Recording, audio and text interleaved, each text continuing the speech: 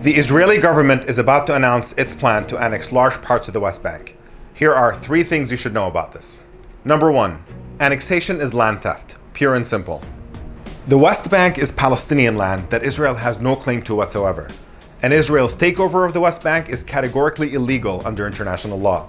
Israel annexing parts of the West Bank is every bit as ridiculous as Israel taking parts of Italy or the United States and declaring them a part of Israel.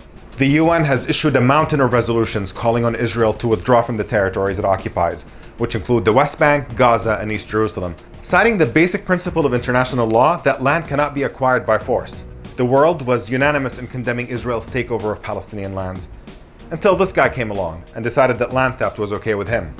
But every administration before him opposed Israel's theft of Palestinian land. Number 2. Annexation is part of an ethnic cleansing project. Wherever you may be in the world, don't just think of the Israeli government suddenly declaring that parts of your country are now Israel, but imagine the Israeli government sending its military into your neighborhood and evicting you and your family out of your home, either to demolish it or send Israeli settlers to take it over after throwing you out.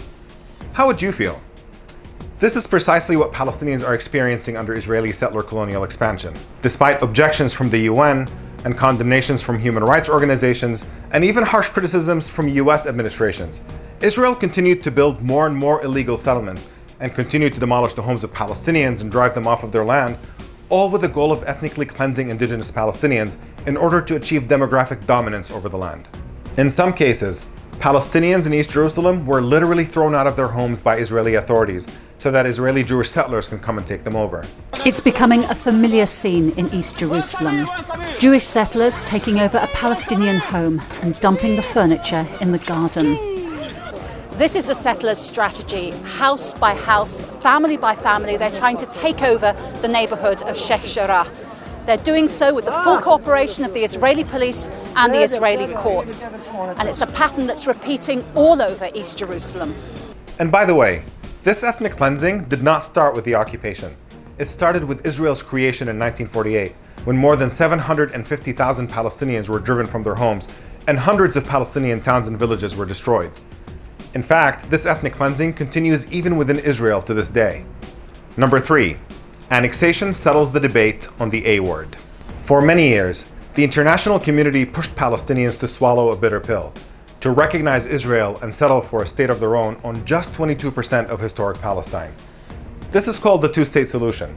And in the 1980s, Palestinians swallowed that pill and made a massive compromise for peace, recognizing Israel with the understanding that Israel was going to withdraw from the occupied territories to allow a small Palestinian state to exist.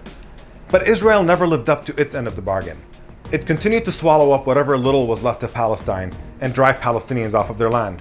And now with this annexation, Palestinians are completely encircled and controlled by Israel.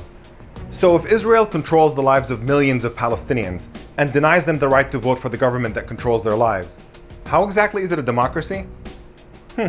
Let's ask former US Secretary of State John Kerry. If the choice is one state, Israel can either be Jewish or democratic. It cannot be both. You would have millions of Palestinians permanently living in segregated enclaves in the middle of the West Bank, with no real political rights, separate legal education and transportation systems, vast income disparities, under a permanent military occupation that deprives them of the most basic freedoms. Separate and unequal is what you would have. What's that word for applying separate and unequal sets of rights and privileges to two different ethnic groups under one government? Oh, that's right. That's apartheid. And it's a system of oppression that American taxpayers are funding with billions of dollars each year. During a time of pandemic and an unprecedented economic crisis with millions of Americans out of work, is supporting an oppressive foreign system of apartheid really the best use of our tax dollars?